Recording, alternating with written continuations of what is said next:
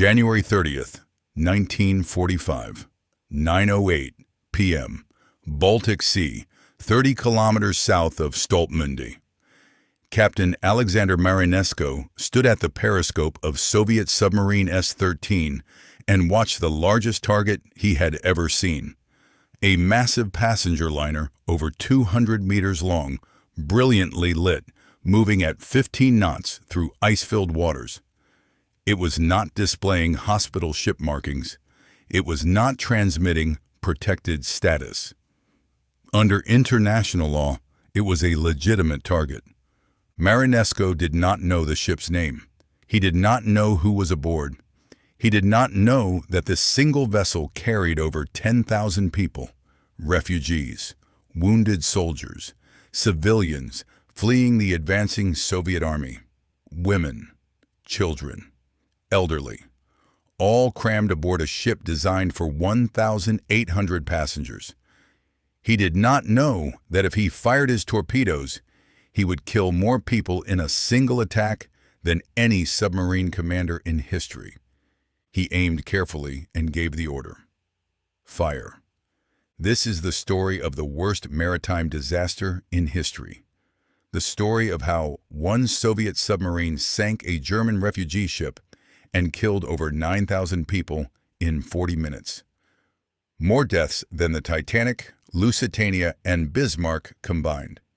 More deaths than any other submarine attack ever recorded. And yet most people have never heard of it because it happened in the final months of World War II, when larger events overshadowed everything else. The ship was the Wilhelm Gustloff. Built in 1937 by Blohm & Voss shipyard in Hamburg. Length 208 meters. Beam 23.5 meters. Displacement 25,484 tons. Originally designed as a cruise ship for the German Labor Front's Kraft durch Freude, Strength Through Joy program. It was named after Wilhelm Gustloff, a Swiss Nazi party leader assassinated in 1936. The ship was beautiful. Art Deco interiors, spacious cabins, swimming pool, movie theater, designed to carry 1,463 passengers and 400 crew in comfort. But by January 1945, Wilhelm Gustloff was no longer a cruise ship. It had been converted to a military transport. Hospital ship markings had been removed. It had been painted standard naval gray. Anti-aircraft guns had been mounted on the decks. For 4 years, it had served various military purposes: U-boat tender, hospital ship, barracks ship, training vessel. Now it had one final mission: Operation Hannibal. Operation Hannibal was the largest sea evacuation in history, larger than Dunkirk. From January to May 1945, the German Navy evacuated over 2 million civilians and military personnel from East Prussia and the Baltic states as Soviet forces advanced. The operation used every available ship: warships, merchant vessels, fishing boats, anything that could float. Wilhelm Gustloff was one of the largest transports available. On January 30th, 1945, Wilhelm Gustloff departed Gdynia, Poland, loaded far beyond capacity.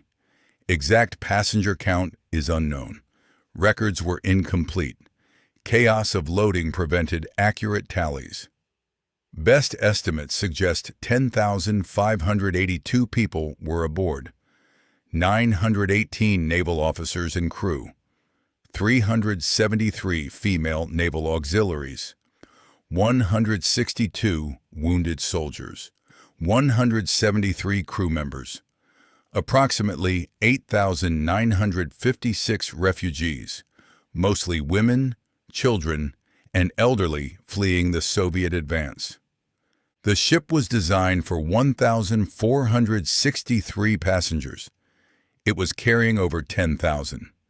People filled every cabin, every corridor, every available space. The decks were packed. The cargo holds were packed. There were not enough lifeboats. not enough life jackets, not enough food or water. But staying in Poland meant capture by Soviet forces. For German civilians in 1945, that meant almost certain death or deportation to Siberia. Better to risk the overcrowded ship than face the Red Army. Wilhelm Gustloff departed Gdynia at 12:30 p.m. on January 30th. It was supposed to sail in convoy with the heavy cruiser Admiral Hipper and the liner Hansa. But Hansa developed mechanical problems and stayed in port. Admiral Hipper departed earlier carrying different refugees. Wilhelm Gustloff sailed alone, escorted only by the torpedo boat Löwe, which had a crew of 60 and limited defensive capabilities. The route plan was to sail west along the German coast, staying in relatively shallow water where Soviet submarines were less likely to operate, then turn north toward Kiel. Distance approximately 400 nautical miles. Estimated transit time 24 hours at 15 knots. Weather conditions were terrible. Temperature minus 18 degrees Celsius. Wind 30 knots. Sea state rough with ice floes. Visibility poor. Conditions that made navigation dangerous, but also made submarine detection difficult. Captain Friedrich Petersen commanded Wilhelm Gustloff. He was 63 years old, recalled from retirement for this mission. He had been a merchant ship captain before the war. He was not a naval officer. He had limited experience with military operations, and he was facing impossible decisions. Should he stay close to shore where mines were a threat? Should he sail farther out where submarines might hunt? Should he run with lights on to avoid collisions with other ships, or lights off to avoid detection? At 6 p.m., Petersen made a controversial decision. He ordered Wilhelm Gustloff's navigation lights turned on. His reasoning was collision avoidance. The Baltic was crowded with German ships conducting evacuations. Without lights, the risk of collision was high. With lights, other ships could see and avoid Wilhelm Gustloff. But lights also made the ship visible to Soviet submarines. Petersen's subordinate officers argued against the decision. They wanted to run dark and rely on radar for collision avoidance. But Wilhelm Gustloff's radar was not working properly. It had been damaged during loading operations, and repairs were incomplete. Without reliable radar, running dark was extremely dangerous. Petersen overruled his officers and kept the lights on. Meanwhile, Soviet submarine S-13 was hunting in the same area. S-13 was a Stalinets-class submarine, designated S-13 in Soviet nomenclature. Length 77.8 meters, beam 6.4 meters. Displacement 856 tons surfaced, 1,090 tons submerged. Maximum speed 19.5 knots surfaced, 9 knots submerged. Armament 6 533 millimeter torpedo tubes, 4 forward and 2 aft. 20 torpedoes carried. 1 100 millimeter deck gun. 1 45 millimeter anti-aircraft gun. Crew 45 men. Captain Alexander Marinesko commanded S-13. He was 32 years old. He had joined the Soviet Navy in 1933. He received his first submarine command in 1943. By January 1945, he had conducted multiple patrols but had sunk only 2 ships, both small cargo vessels. His combat record was unimpressive. Worse, he had discipline problems. In October 1944, he had gone absent without leave for 2 days while on shore leave, reportedly drinking heavily. He had been threatened with court-martial and removal from command. This patrol was Marinesko's chance to redeem himself. He needed a significant victory to prove his value. Soviet submarine commanders who failed to produce results were quickly reassigned or worse. Marinesco was hunting aggressively, taking risks, looking for any target worth attacking. On January 30th at 9:08 p.m., his luck changed. The watch officer spotted navigation lights on the horizon. Marinesco raised the periscope and observed a large ship moving west. He could not identify it precisely in the darkness and poor visibility, but its size suggested a major military transport or possibly a warship. It was not displaying hospital ship markings. It was in a war zone. Under Soviet naval doctrine, it was a legitimate target. Marinesco ordered S-13 to attack stations. He maneuvered into firing position. The approach took 50 minutes. S-13 had to get close enough for reliable torpedo shots. The sea state was rough. Ice floes interfered with maneuvering.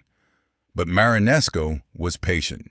At 10:08 p.m., he reached optimal firing position, range 1,500 meters, target course 260 degrees, speed 15 knots. He aimed for the center of the target and fired 4 torpedoes in rapid succession. 3 hit. The first torpedo struck Wilhelm Gustloff forward on the port side near the bow. The explosion killed everyone in the forward section instantly. Hundreds of people died in seconds. The second torpedo hit amidships, directly in the former swimming pool area, which had been converted to sleeping quarters for female naval auxiliaries. 373 women died immediately. The third torpedo hit the engine room, killing the engineering crew and knocking out all power. The explosions ripped massive holes in Wilhelm Gustloff's hull. Water flooded in at tremendous pressure. The ship immediately listed 20 degrees to port. Within 4 minutes, the list increased to 40 degrees. The ship was sinking fast. Evacuation began immediately, but conditions were catastrophic. The ship had lifeboats rated for 5,000 people, but 10,582 were aboard. There were not enough boats. Worse, the severe list made launching boats nearly impossible. Davits on the port side could not extend properly due to the angle. Boats on the starboard side swung away from the ship, too far for people to board. Of the 22 lifeboats aboard, only 9 launched successfully. Each held perhaps 60 people. Approximately 540 people reached lifeboats. Life jackets were insufficient. The ship carried perhaps 2,800 life jackets. Over 10,000 people needed them. People fought for jackets. Parents put jackets on children. Adults went without. Many people had no flotation at all. When they entered the water, they would sink immediately.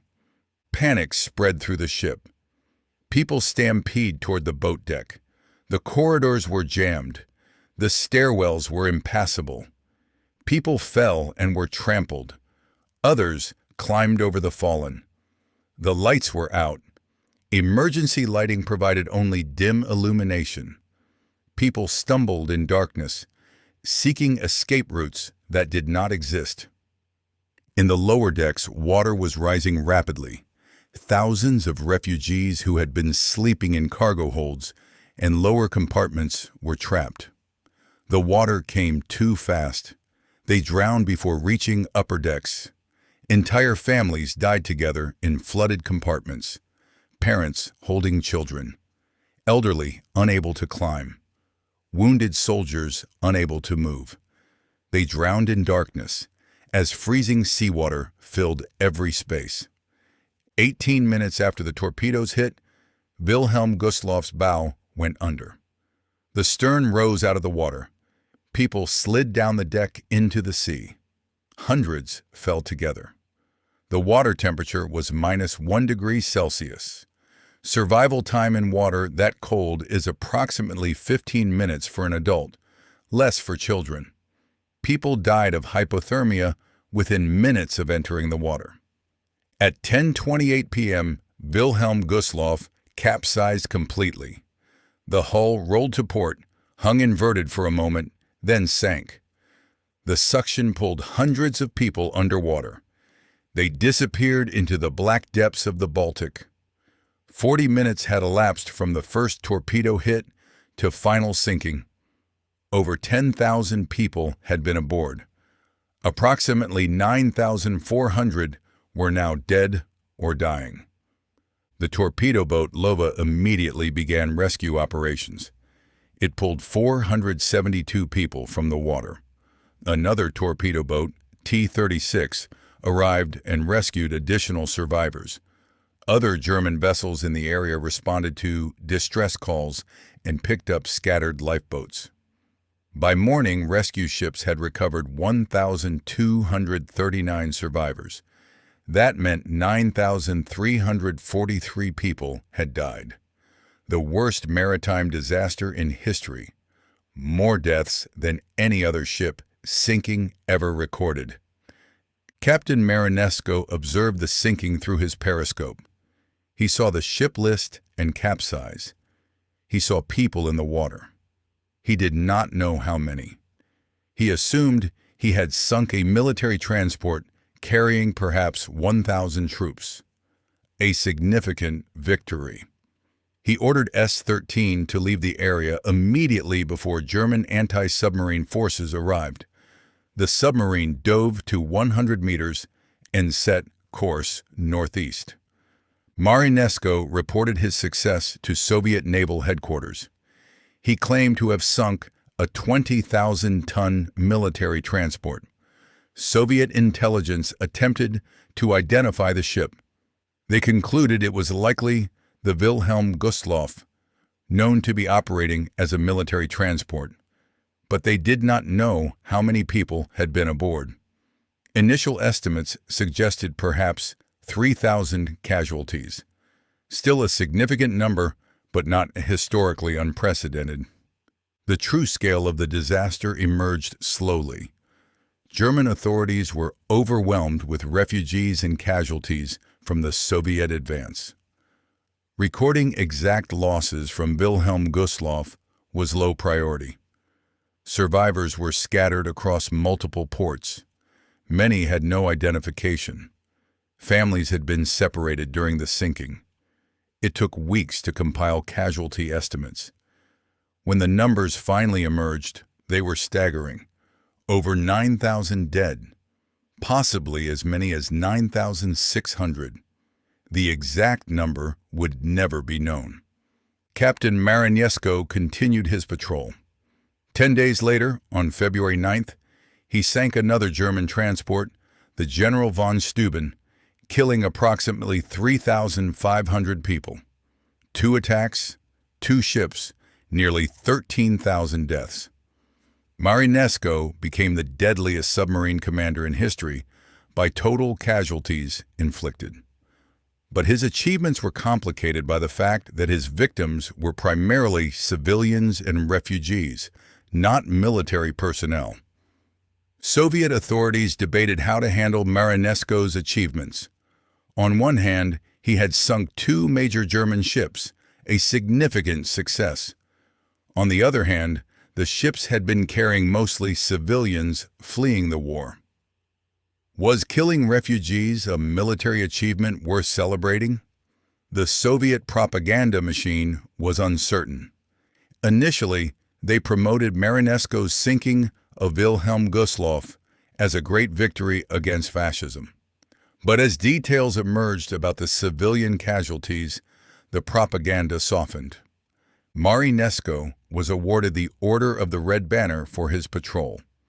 It was a significant decoration, but not the Hero of the Soviet Union medal typically awarded for such notable achievements. Some historians suggest Soviet authorities were uncomfortable promoting an attack that killed so many civilians, even enemy civilians. Others argue the award reflected Marinesco's ongoing discipline problems, which continued after his successful patrol. After the war, Marinesco's career declined. His drinking problems continued. He was removed from submarine command in 1945. He was discharged from the Navy in 1946. He worked various civilian jobs for the next 17 years. In 1963, Soviet veterans organizations began advocating for official recognition of his wartime achievements. In 1990, 45 years after the war ended and 27 years after Marinesko's death, he was posthumously awarded Hero of the Soviet Union. The sinking of Wilhelm Gustloff raises uncomfortable questions about the laws of naval warfare and moral responsibility. Was Marinesko justified in attacking the ship? Under international law at the time, yes. Wilhelm Gustloff was not displaying hospital ship markings. It was painted military gray. It had anti-aircraft guns mounted. It was operating in a combat zone. Under the prize rules that governed naval warfare, it was a legitimate target. Did Marinesko know civilians were aboard? No evidence suggests he did. From his perspective through a submarine periscope, at night in poor visibility, he saw a large ship that appeared to be a military transport. He had no way of knowing it carried 10,000 refugees. Submarine commanders could not interrogate their targets before attacking. They made decisions based on limited information and had to accept the consequences. Should Germany have declared Wilhelm Gustloff a protected vessel? Probably, but the logistics were complicated. To claim protected status, a ship had to display proper markings, notify enemy forces of its route and cargo, and carry only non-combatants. Wilhelm Gustloff was carrying wounded soldiers and naval personnel along with refugees. It had anti-aircraft guns. It could not legitimately claim hospital ship status. Germany could have painted red crosses on the hull and transmitted its route to Soviet forces, but there was no guarantee the Soviets would honor that protection. The comparison to the Laconia incident is instructive. In both cases, submarines sank ships carrying large numbers of people who were not combatants. In both cases, thousands died. The key difference was intent. U-156's Hartenstein did not know Laconia carried Italian prisoners until after he sank it. When he learned, he attempted rescue. S-13's Marinesko did not know Wilhelm Gustloff carried refugees and made no attempt at rescue after sinking it. Neither commander acted with intent to kill civilians. Both acted within the laws of naval warfare as they existed. Both created humanitarian disasters. The mathematics of the Wilhelm Gustloff disaster are brutal. One submarine fired 4 torpedoes. 3 hit. One ship sank in 40 minutes. 10,582 people aboard. 9,343 died. 1,239 survived. Survival rate 11.7%. By comparison, the Titanic had a survival rate of 31%, the Lusitania 38%. The only maritime disasters with lower survival rates were capsizings in storms or attacks where rescue was impossible. Why was Wilhelm Gustloff's survival rate so low? Several factors combined to create catastrophic conditions. The ship was grossly overloaded, 10,582 people in a vessel designed for 1,463. Insufficient lifeboats and life jackets. Severe list after torpedo hits made boat launching nearly impossible. Freezing water temperature killed survivors within 15 minutes. Darkness and poor weather complicated rescue efforts. The combination of factors meant that once the torpedoes hit, the vast majority of people aboard were doomed. Could more have been saved? possibly if rescue ships had arrived faster, but the Baltic was 30 kilometers from shore. Weather conditions were poor. German ships in the area were focused on their own evacuations. By the time significant rescue forces assembled, most people in the water had died of hypothermia. The brutal reality is that in January 1945, Baltic conditions, surviving a ship sinking was nearly impossible without immediate rescue. Wilhelm Gustloff lies at the bottom of the Baltic Sea, approximately 30 kilometers south of present-day Władysławowo, Poland. Depth 45 meters. The wreck was located by Polish divers in 2003. It remains a war grave. Polish law prohibits diving on the site without special permission. Over 9,000 people are still entombed in the wreck. Bodies of children, women, elderly, soldiers, all mixed together in the dark, cold water. The sinking of Wilhelm Gustloff is often called the forgotten disaster. Despite being the deadliest maritime disaster in history, it remains relatively unknown outside naval history circles. Several factors contributed to this obscurity. The disaster occurred in January 1945, 3 months before Germany's surrender. Larger events were happening: the Battle of Berlin, the Holocaust's liberation, the atomic bombs. A refugee ship sinking in the Baltic was overshadowed. Post-war politics also played a role. East Germany, controlled by the Soviet Union, did not promote stories that portrayed the Red Army as killers of refugees. West Germany was focused on rebuilding and integrating with Western Europe, not dwelling on wartime tragedies. Survivor testimonies were limited because most survivors were displaced persons with no platform to tell their stories. The disaster faded from public consciousness, but the numbers remain: 9,343 dead, more than any other ship sinking. More than Titanic, 1,517 dead. Lusitania, 1,198 dead. Bismarck, 2,106 dead. And Arizona, 1,177 dead combined. One submarine attack in 40 minutes killed more people than all those disasters together. It stands as history's deadliest submarine attack and history's worst maritime disaster. And it happened because a Soviet submarine commander aimed carefully, fired accurately, and had no idea who was aboard the ship he was sinking. Captain Alexander Marinesko died in 1963 at age 50 from cancer. He never spoke publicly about the Wilhelm Gustloff sinking. Whether he felt pride, guilt, or indifference is unknown. He was posthumously declared Hero of the Soviet Union in 1990. His grave in St. Petersburg is maintained as a memorial. Some Russians consider him a war hero. Some Germans consider him a war criminal.